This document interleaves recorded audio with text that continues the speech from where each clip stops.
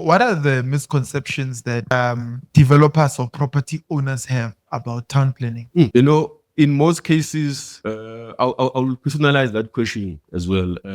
When I was looking at the careers, because my main goal was to be a property developer. So when I was looking at the careers back then, and then I saw that if we are in town planning, we are actually at the center of everything.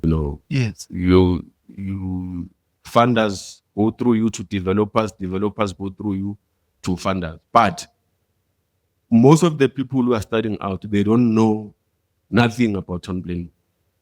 As I've said before, a person will have a property, they will have a title deed, and they will think it's fine. Let me just do the developments. Let me construct, and then I'll put a tenant in.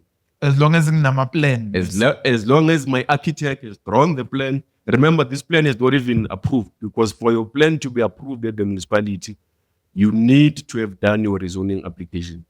Yes. So I will say it's a lack of education